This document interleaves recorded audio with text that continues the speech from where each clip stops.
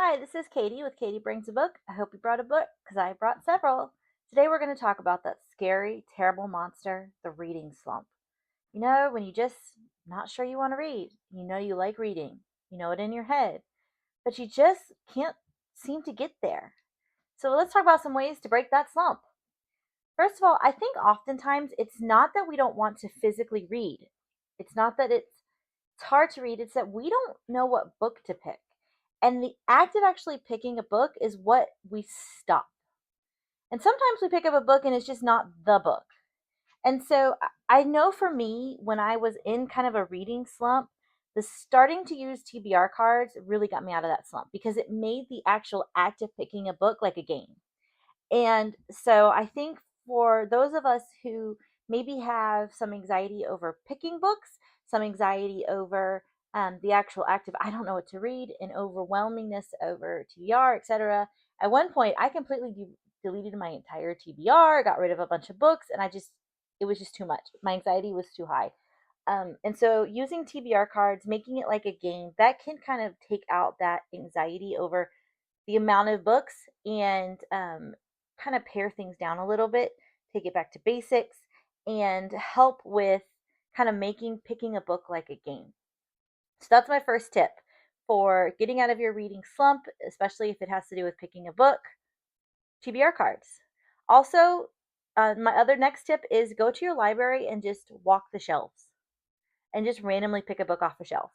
Get off, as much as I want to say watch my channel, sometimes just that walking and just picking a book by the cover off of a library shelf, um, it just does something a little different.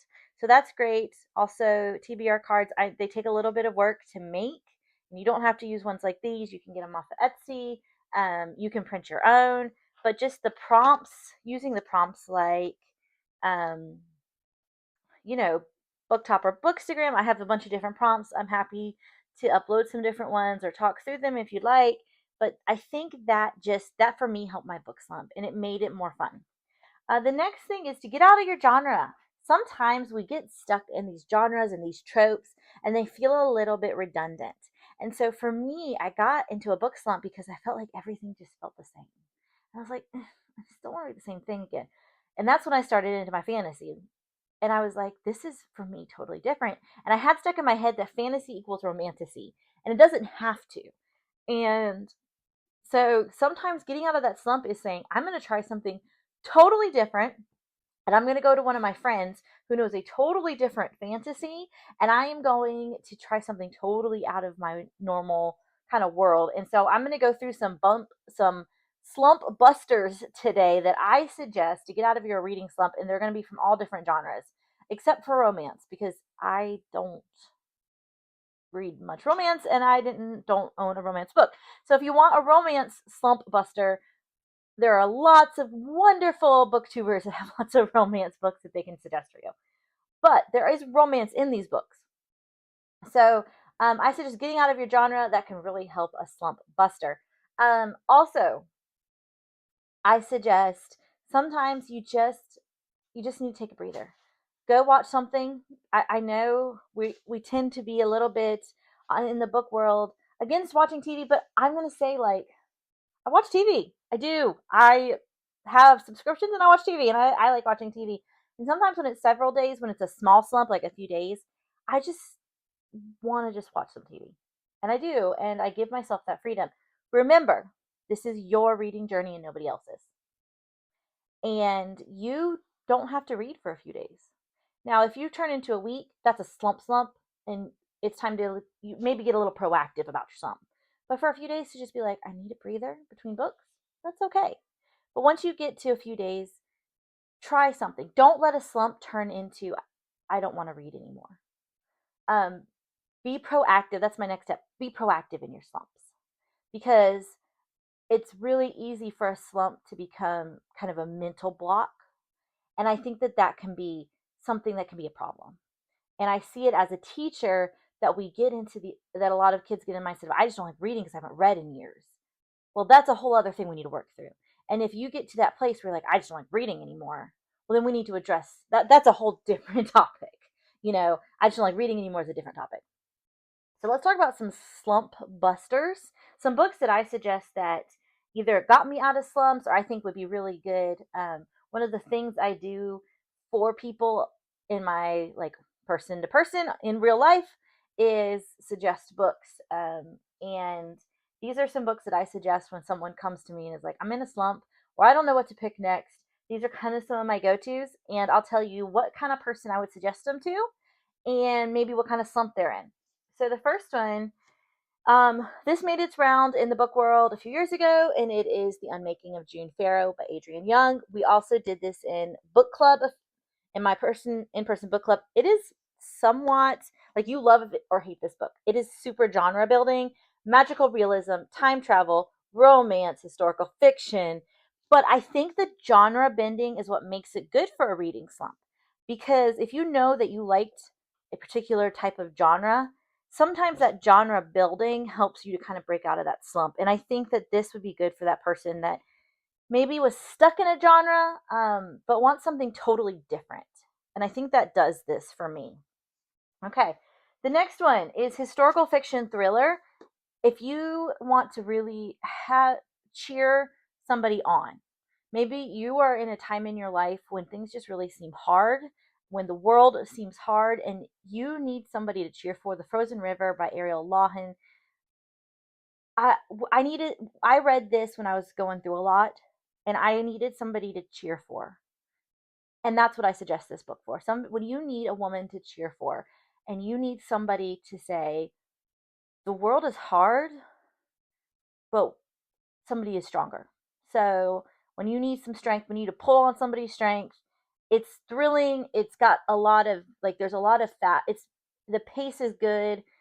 It's thicker, so it's going to keep you in it a little bit longer. And it's historical fiction, which I really enjoyed. The Frozen River. Now this one is not one I feel like a lot of people talk about, but it was suggested to me by some dear friends, and I put off reading it for a while, and I don't know why, but I don't hear a lot of people talking about it. They're Cartographers by Pink Shepherd. Um, it is magical realism, like at its best, but if you don't like magical realism, don't necessarily let that put you off. It's one that I really feel like a lot of people sleep on. And if you just want to lose yourself in a book for a few days, this is a book to lose yourself in. And I feel like this is one of those ultimate slump busters. That is a hard word to say. Slump busters, because it is just there's a lot of action, a lot of cheering for the good guys versus the bad guys, um, finding their self, a lot of if you're not sure of who you are, but also it's just a fun book. It really is. It's just a fun book. And the people that suggested it are not really magical realism fantasy people necessarily. And we have very different styles of reading, and all of us loved this book. The next book is historical fiction. It's very historical fiction by my favorite author, but I feel like a lot of people have read this and liked it no matter where you're coming from. And it is The Briar Club. And I'm kind of just holding this in. You really, if you are at all a historical fiction person, can't go wrong with Caitlin because very action adventure. There's usually a little bit of romance, but it's not like the star. So if you're the historical fiction that wants romance, again, this is not it. But the Briar Club has a lot of different things going on and a lot of different people and a lot of different characters to really relate to. So if there's something going on, I think that everybody's going to find a character to relate to in this book and something going on. But I'm kind of just holding this for go read a Kate Quinn book. Alice Network, The Huntress, The Diamond Die. Just go get all of them and read them one after another because you're going to find women that everybody can relate to because they all have weaknesses. None of them are perfect. All of them are, you know, they all have things that are wrong with them. And I think that's one of the things that those of us who love Kate Quinn love about her is none of her heroines are perfect. And I really appreciate that because I can't relate to a perfect heroine. And her heroines are very imperfect, but they do amazing things. And the next book was a personal slump buster of mine, and it's Next Year in Havana by Chanel Clayton. I have her latest book here. I haven't read it yet, but her first book in the Perez series, and the whole Perez series, is a wonderful series. I suggest the first one because it just introduces you to a history that we don't talk about a lot, which is Cuban history and the Cuban Revolution.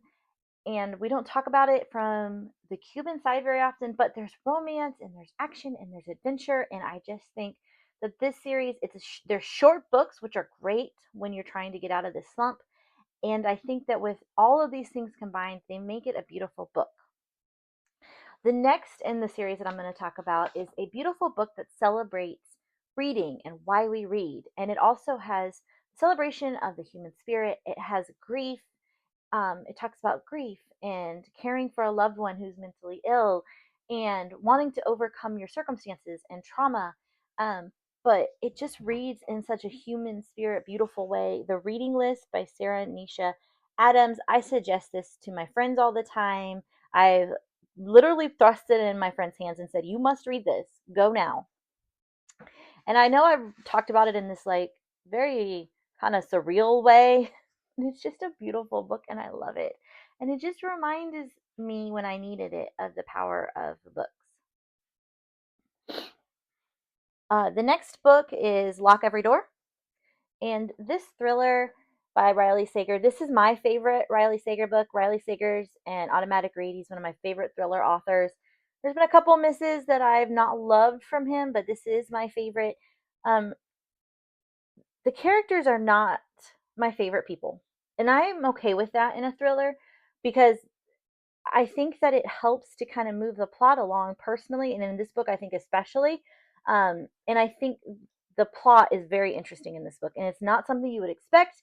And I don't think it's very, I don't find it something that I've read a lot of, which I think is great. It's not super long, which I think is really good.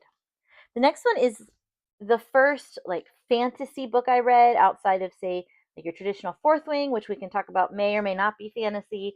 I got it from Book of the Month, and it read to me like a thriller, which for me was good because I'm not a fantasy person.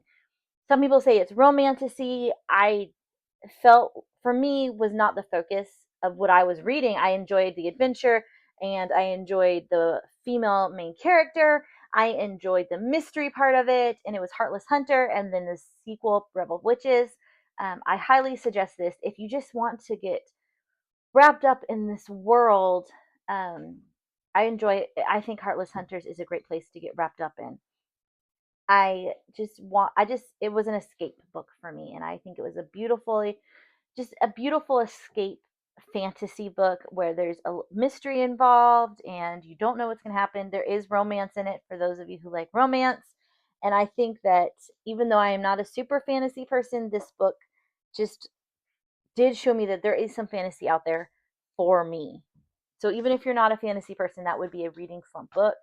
Um, this thriller also would be for my thriller people. I like a thriller that doesn't follow a normal trope. Not Quite Dead Yet by Holly Jackson. This is her first kind of foray into adult lit books, though it did read a little bit young adult for me, but it is not a typical thriller. Not Quite Dead Yet.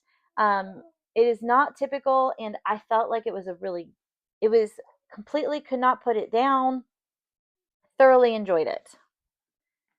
And finally, if you hear background, my kids and my brand new kitten are in the background right now. So if you hear things in the background, that's what's going on. I am living life as a mom still, while filming. This final book, it came out recently. I read it in 24 hours. I will just continue to suggest it. It is a beautiful book about books. It is fantasy, and it is this author's first foray into fantasy from historical fiction. And it was so much fun to get wrapped up in. The Astral Library by Kate Quinn. Yes, I am a huge Kate Quinn person. I already suggested her other books, but if you just want to just be trapped in a book about being in book worlds, in art world, and um, the library, if you love libraries, this is the book for you. And I, in the back says, have you ever wished you could live inside a book? If you're a reader like me, the answer is yes. There is books that you've wished you could live inside of.